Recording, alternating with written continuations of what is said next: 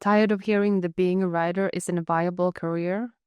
What if your writing could actually pay your bills on a monthly basis? In this video, I'm going to dive into some strategies and emerging trends that can help you create a sustainable income stream for your writing career. The reason why I'm doing this is because I am on the path. I am on this journey with you guys. I am trying to make writing my living, my career, and I'm doing it together with you guys. So I am sharing my learnings as I go, and I want to build a sustainable writing career for decades to come. So one thing that I have been thinking about a lot is the fact that, being an author today is quite different from what it used to be. You have to diversify your income streams. You can't, like most of us, will not be able to only live off the income from our books. Maybe one day we will, but not at the beginning. At the beginning, we will have to have multiple income streams and make it work some other way. I heard some other writer here in Sweden, she talked about the fact that she didn't, like this was way back when, but she didn't start making money until she had published her, I think it was fourth book. But for us, it might be different. We may have to write 10 books before we have a reliable income stream. We don't know that, so we can't just rely on the royalties. We need to see if there are other opportunities out there that can help us get paid in the long run. And I do think that creating things that are a little bit more passive income streams might be better, at least for me, because I do not want to have a job where someone pays me by the hour or stuff like that, because that's what I have for my day job. I am working 40 hours a week with as a professional marketer, and as fun as that is, I would love to have the freedom to do whatever I want and to write, to create courses, and to do things that I am passionate about. And this takes me on to the next point, which is the author and as an entrepreneur. I think that we as authors should try to embrace the fact that we can become entrepreneurs today, or solopreneurs, whatever you want to call it. This means, as I said, we can't just rely on our books, but we can try to make it work in other ways. Maybe you start a YouTube channel, maybe you have a podcast, maybe you lean into some sort of social media. I don't know what will work for you, but try to start seeing yourself as an entrepreneur, as someone who's building something long-term and who's a business person. I think that's a key learning and key insight, at least for me, that I knew that I needed to treat my writing as a business. And that will, like in the beginning, here is also something that I think that people underestimate. At least I did also in the beginning. And that is, while I'm building this career as an author, there are a lot of long days, long nights, a lot of loneliness. I have my full-time job. I am working on writing my own projects, my own novels and short stories. I am freelancing with marketing consulting. I am ghostwriting for clients. This is a lot of work that I do behind closed doors alone. But in the end, I think it's going to be worth it, because I see myself as an entrepreneur putting in those hours, working in silence. And one day I'm going, people are going to look back at me, hopefully, and say, oh my God, and she just took off. And, but the thing that most people don't see is all the work, like all the years I've spent behind it. Writing. I mean, just the fact that I write each and every single day is one of those things. But all the projects that I've written, all the time I've learned, I've sat here in front of a camera talking to you guys, learning together with you guys, doing research for these videos. There's so much work that I've put into this, that it's like I'm putting in so much work that I don't think I'm going to be able to fail. I mean, if I quit, then yeah, sure. But if I keep on working this hard, someday it's going to pay off, and it's going to take off as an author career. I'm just 100% sure of that. But it is a lot of work, as I say, and you need to have a strategy also to work forward, because the way I see it is like the work that I'm putting today, I'm working for my future me.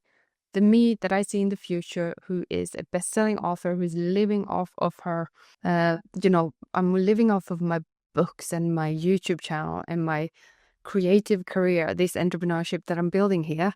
The steps towards that is, of course, to put in the hard work right now and to prioritize away some things that would be nice to do, but they're not gonna put me on the right path. So things that won't put me on the right path to the goals that I'm having, I'm not going to do them. And I also think that, an important thing for you to do at this stage is to try and build a community, try to build a network, get to know other writers, get to know readers. And, the more people you meet and the more people you get to know, the bigger the opportunities will turn out for you in the long run, because they will think back and say, hey, wait a minute, I know a girl, I know a woman named Natalie, and she's a marketing professional and she's in the writing business. She's a published author. Maybe she can help you with a strategy for your launch of this book.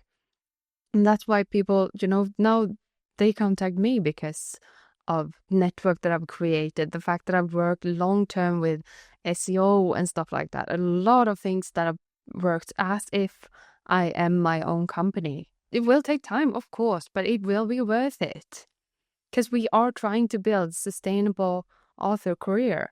And these things that we do right now, the small things that we do right now, they might end up becoming the reason why a reader finds my books one day, or it might be the reason why a potential client or someone I'm going to do a collaboration with contacts me. I don't know yet.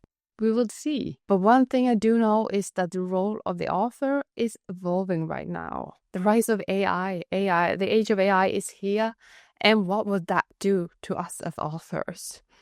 I choose to have an open mind and an open attitude towards AI. A main reason for that is, of course, because I have a background in marketing, and all the online marketing tools are powered with machine learning and AI. So it's quite natural for me to, I already have to understand the algorithms online because that's a part of my job. And I don't really see it as a threat. I more see it as an opportunity for me to use, to try and leverage as tools when it comes to my writing, when it comes to my craft. So maybe I will use AI to develop an idea that I've been working on, or to get feedback to help me check my grammar. I do tend to I can't see when I'm misspelling my own work. I can see it in other people's texts, but not in my own work. I'm completely blind, and I do miss a lot of grammar stuff as well. So I do need help with that. And AI is a perfect tool. I can't hire a proofreader all the time. That's only when the work is more or less completely done. So, but I do think that AI can help with efficiency, and I don't think it's going to replace me as an author. And the reason why is also because I am building a brand. I am putting myself out there, creating awareness about me as an author, about me as a writer. And that means that people will be curious about, to see what I write. Even if AI will in the future, maybe AI might even write better stories. But as humans, as a reader, I am curious about the person who wrote the story. And if I like the person, I will read the story. So I think that brand building will be super important. But I also think that AI can help, help us become better writers. And yes, things are going to change, of course. Writing, it will not be the same as it was before, because this is a big paradigm shift. This is a big shift, but I don't think we should be afraid. And I think the best way is to lean in and try to be curious and try to learn, because the more we understand, the better we can also adapt and see where it fits into our creative narrative. I think that people who say, no, it's bad, I'm not going to do it, that's like people when computers and internet came, who thought that the internet was only going to be a place where people went on spicy websites. I'm not sure if I can say the other word. But like, it was the same back then when the internet came. It was the same when the typewriter came. It was the same when I think the TV came and the radio. It was like, oh, people get super scared and then they refuse it, whilst other people then will, get a lot ahead because they're curious, they're testing it, they're trying it out. And, I've shared on this channel when I tried using AI as an editor. I had paid a person as an editor, and then I used AI and I compared the two. I can link the video in the description box. But that taught me that if I prompt AI in a good way, I can actually get some relevant feedback in some stages of my writing, which is awesome because I can't afford to hire editors like as much as I would like to. But that means that in one part of the process, maybe I can leverage AI to get feedback. And then later, when my manuscript is almost done, when it's as good as I can possibly make it, then I can go to a professional person and ask them for help. But I can't right now, I can't afford having a editor paying it to do like 3 editor rounds because that's the life of being an indie author. Like it's, you know what I mean. And another thing that I heard about, I read on Substack about AI is that in the age of AI, like having your own opinions, having your own unique voice will become more important because there will be a lot more content that is, AI doesn't have a will, it doesn't have a voice, it doesn't have opinions, but you do. And this will become more important. And one thing that you can do is, of course, to try and diversifying your author incomes. This could be if you put up like a Patreon or paid Substack or something like that, where people who are loyal fans can actually pay a little bit of extra to get deeper insights from you.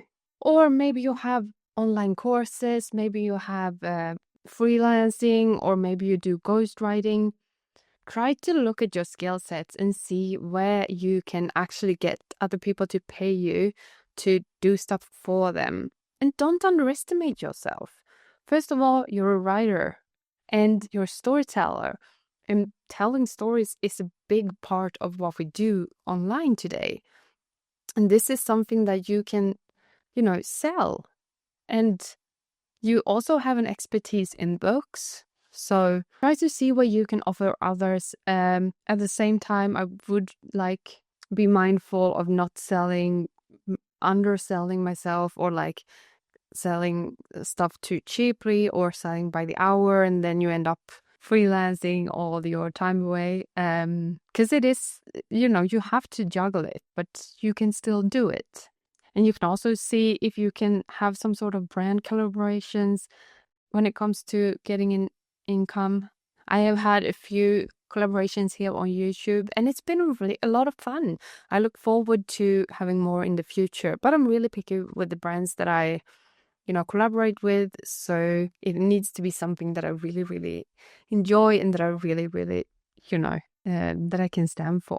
Another thing that you can think of is the power of niche and community. Having a broad approach is probably not the way to, getting a sustainable income in the long run. And the reason for that is because if you're trying to talk to everyone, you're talking to no one at all.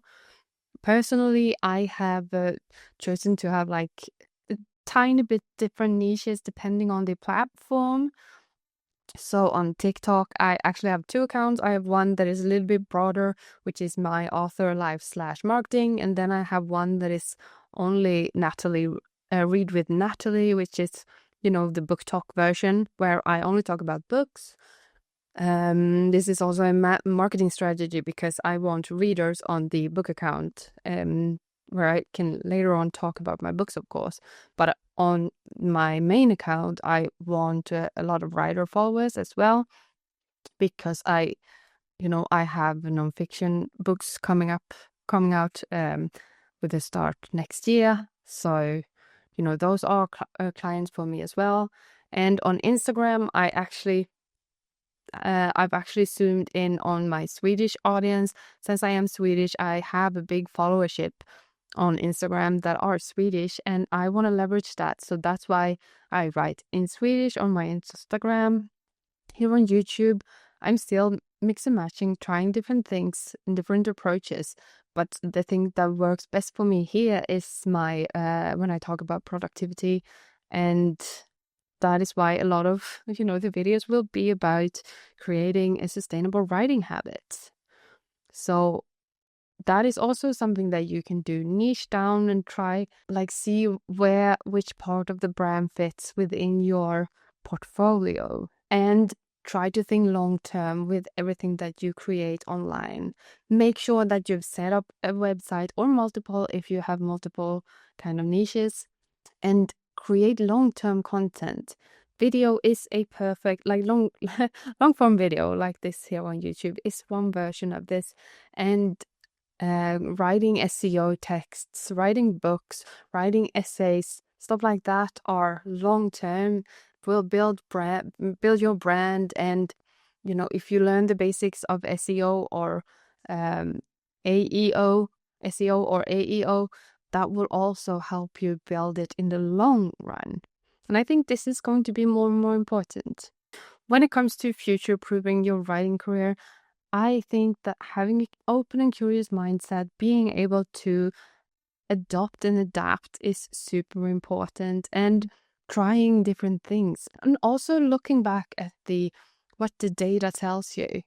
If, say, audiobooks become super popular, then make sure that your books are available in that format. Don't be scared just because someone says that you don't make as much money off of it. Here in Sweden, we have a really big audience that listen to audiobooks. It's not like in other places in the world. So, but the thing is, if I don't have my books available for audiobooks, those people are not going to buy the physical copy of my book. Most of them only listen to audiobooks. They don't even have physical books at home. So it's not like I'm missing out on it's more like I'm missing out on a part of the potential readership. And it's not like those, I'm not getting paid as much. At least not that's how it is here. But I do think that if you want a sustainable writing career, you need to be very open-minded and try things. And also try to build multiple skill sets. Learn how to market yourself, learn how to produce things, learn how to narrate your own audiobooks. I don't know, but the more you learn about the craft, the better prepared you are for the future, the more you can help others. And remember that humans have always craved storytelling. So the better you become at telling stories and creating, and narrating and stuff like that, the more books you will sell. So I think that, yes, it will take a lot of work to build a sustainable writing career, but I don't think, I do think it's possible. I'm 100% sure that it's possible, but you need to put in the time, you need to stay curious, and you need to keep working. You can't just sit around and wait for it to magically happen for you. You need to do it yourself, build it yourself. And I would be happy to follow along the journey. So if you are trying to build a sustainable author career and you have a YouTube about it, let me know in the comments and I will go in and check it out myself. I would love to follow more writers who are on the same journey as I am. If you like this video, please hit the like button and give it a thumbs up. That helps the algorithm recommend it to other people like you. Thank you for watching. I will talk to you soon. Bye.